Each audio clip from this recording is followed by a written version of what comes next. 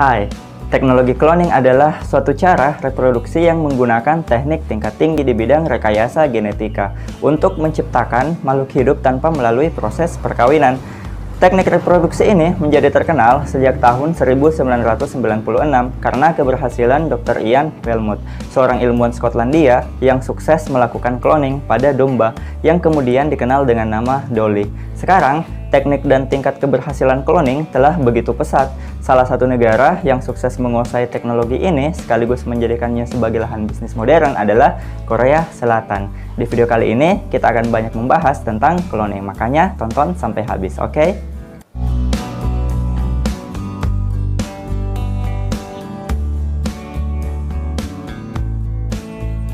Cloning berasal dari kata clone, artinya mencangkok. Teknik ini adalah cara reproduksi vegetatif buatan yang dilakukan pada hewan atau manusia. Seperti yang kita ketahui bahwa mayoritas hewan, termasuk manusia itu, hanya bisa melakukan reproduksi secara generatif atau melalui proses perkawinan, yang dicirikan adanya rekombinasi gen dari proses fertilisasi ovum oleh sperma. Sedangkan pada proses reproduksi vegetatif tidak ada proses tersebut. Hal ini dikarenakan individu baru atau anak itu berasal dari bagian tubuh tertentu dari induknya. Dengan teknik cloning, hewan dan manusia bisa diperbanyak secara vegetatif atau tanpa melalui proses perkawinan. Teknik ini melibatkan dua pihak, yaitu donor sel otomatis dari sel tubuh dan donor ovum dari sel gamet.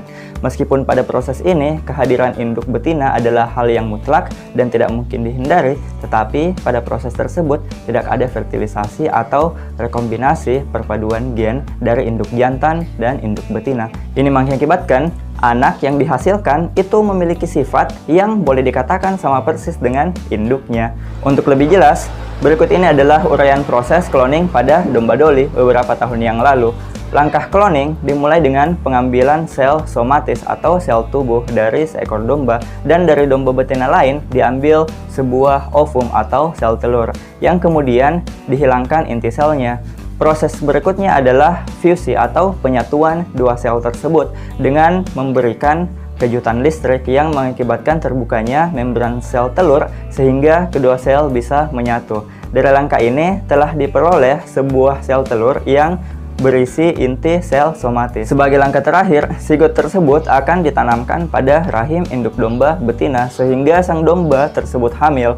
Anak domba yang lahir itulah yang dinamakan Dolly dan memiliki sifat yang sangat mirip dengan domba donor sel somatis yang disebutkan tadi. Dolly lahir dengan selamat, dan sayangnya selama perjalanan hidupnya dia gampang sakit dan akhirnya mati pada umur 6 tahun. Hanya mencapai umur separuh dari rata-rata masa hidup domba normal. Padahal cloning yang dilakukan pada hewan spesies lain tidak mengalami masalah. Dari hasil penyelidikan kromosomal, ternyata ditemui bahwa Dolly mengalami pemendekan telomere. Telomere adalah suatu pengulangan sekuen DNA yang bisa didapati di ujung akhir sebuah kromosom. Uniknya, setiap kali sel membelah dan kromosom melakukan replikasi, sebagian kecil dari ujung kromosom ini selalu hilang entah kemana.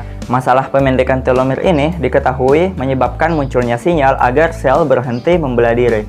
Hal inilah yang diduga berhubungan erat dengan percepatan penuaan dan kematian. Pemendekan telomere ini ternyata disebabkan oleh aktivitas enzim yang dikenal dengan telomerase.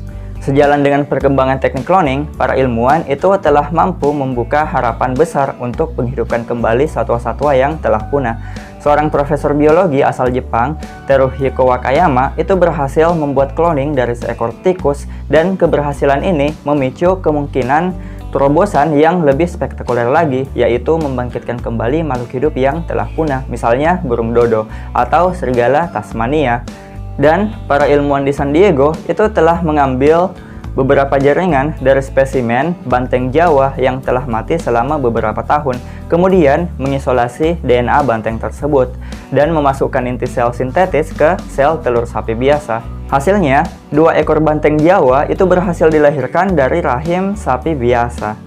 Jadi, impian menghidupkan spesies yang telah punah seperti di film Jurassic Park itu tidak lagi dianggap sebagai science fiction belaka. Makanya di video selanjutnya kita akan membahas tentang berapa besarkah kemungkinan untuk membangkitkan kembali spesies dinosaurus yang telah punah. Jadi sekian dulu video kali ini, semoga dapat bermanfaat bagi teman-teman semua. Jika kalian mempunyai pertanyaan ataupun saran yang berkaitan dengan video kali ini, jangan lupa untuk meninggalkannya di kolom komentar. Dan jangan lupa pula untuk tekan tombol subscribe agar kalian tidak ketinggalan informasi-informasi menarik lainnya. Dan ingat teman-teman, tetaplah belajar karena sains itu indah, sains itu menyenangkan dan mudah dipahami. See you again next time. Bye-bye.